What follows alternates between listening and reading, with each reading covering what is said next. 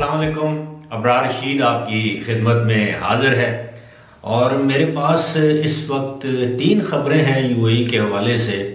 एक खबर तो रूटीन की है जिस तरह कोविड-19 की सिचुएशन है, लेकिन दो खबरें काफ़ी अहमियत की हामिल हैं और दोनों का ताल्लुक यूएई या दुबई या अबू धाबी से है।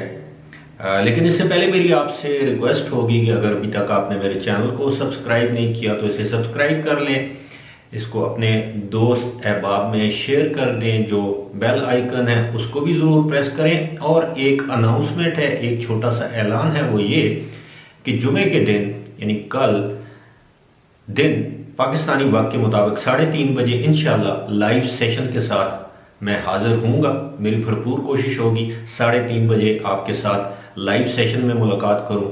उम्मीद है आप मुझे मेरे लाइव सेशन में ज्वाइन करेंगे। आपके जो सवालात होंगे इंशाअल्लाह हस्बे मामूल हस्बे साबिक उनके जवाब देने की भी कोशिश करूँगा।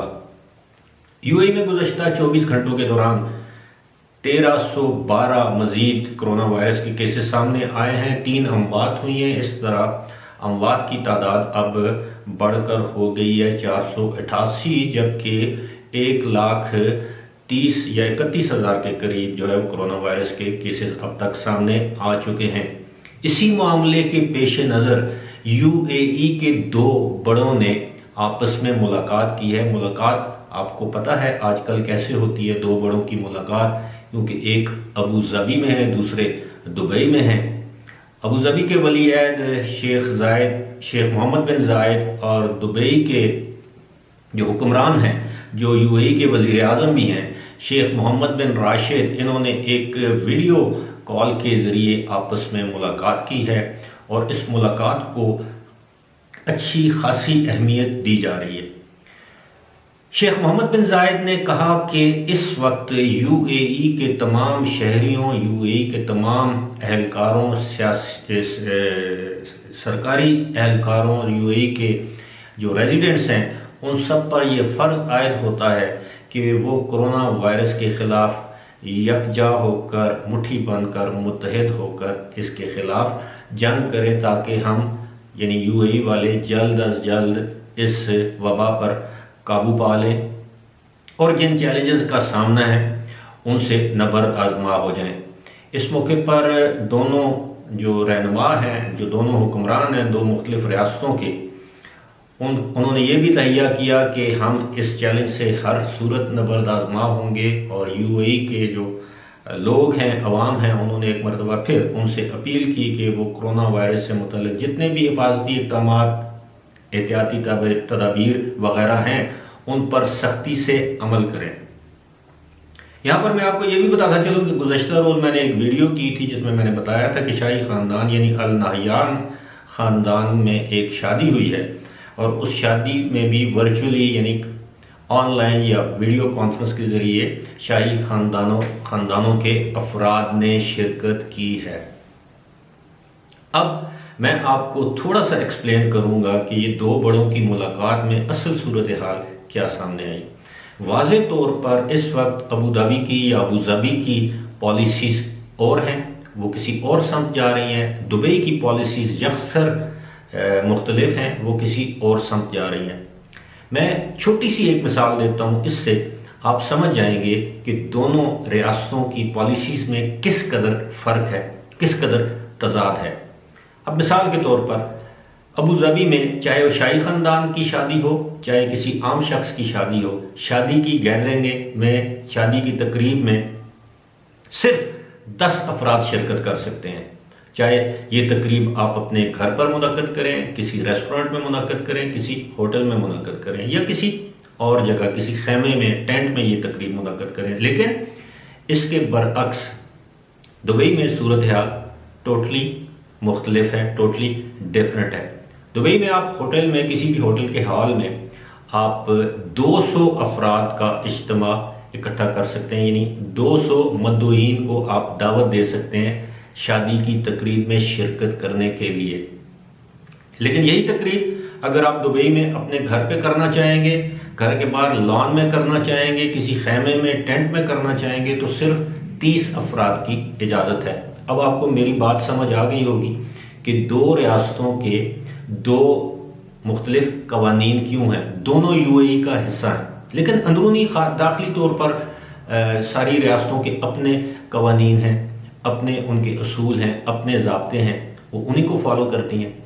एक चीज़ आपने ये भी नोटिस की होगी कि बसा औकात सिर्फ ये दो रियासतें हैं, यानी अबू धाबी और दुबई, इनकी तशहीर होती है, इनके कवानीन की तशहीर होती है, जबकि बाकी रियासतें हम देखते हैं उनके हुक्मरान जो हैं वो बड़ी लो प्रोफाइल में रहते हैं, वो इतनी ज़्यादा अपने कामों की तशहीर नहीं करते, इतने ज़्यादा वो मीडिया पर नहीं आते, इतने ज़्यादा वो पाबंदियाँ भी लगाएं तो खामोशी से, उठाएं भी तो खामोशी से।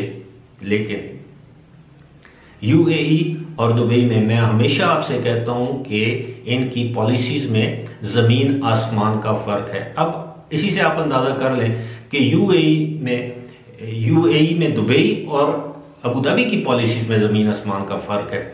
अब इसी से आप अंदाज़ा कर लें कि दुबई ने 7 जुलाई को अपने एयरपोर्ट जो है वो गैर मुल्की सयाहों के लिए खोल दिए थे, जबकि अबू धाबी में अभी भी ऐसा नहीं है। वहाँ पे आप टूरिस्ट या विजिट वीज़ा लेकर जा सकते हैं, लेकिन पाबंदियाँ इतनी हैं कि अब वहाँ पर टूरिस्ट या विजिट वीज़े पर जाने वाले लोग 10 मरतबा सोचते हैं कि उन्हें वहाँ पर जाना चाहिए या नहीं जाना चाहिए। वही लोग अबू धाबी जाते हैं जिन लोगों की मजबूरी है, किसी काम की वजह से, किसी अजीज़ रिश्तेदार को मिलने के लिए या अपने किसी डिपेंडेंट को मिलने के लिए, फैमिली मेम्बर को मिलने के लिए वहाँ पर वो जाते हैं। अब इस सारी सूरत हाल को आपके सामने रखने का मेरे दोस्तों मकसद ये है कि मुस्तकबिल करीब में भी मुझे ऐसा दिखाई नहीं देता, तज्जियाकारों को ऐसा दिखाई नहीं देता कि दोनों ममालिक जो हैं वो अपनी पॉलिसीज़ में कोई वाज़ेह तब्दीली लाएंगे। यानी इस साल के आखिर तक या अगले साल के आगाज़ तक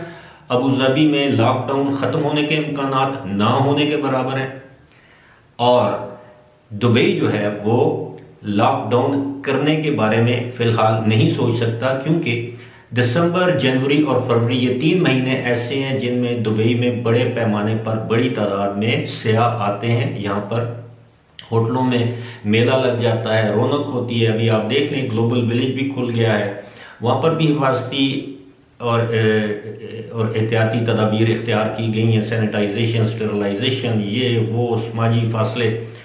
वहाँ पर काम करने वालों के लिए वीज़ा फ़ौरन 24 घंटे के अंदर अंदर वीज़ा जारी हो जाता है, जो कि टेम्परेरी वर्क परमिट आप उसे कहते हैं, या बिजनेस वीज़ा आप टेम्परेरी कह सकते हैं। लेकिन इसी के साथ साथ एक अच्छी खबर भी है।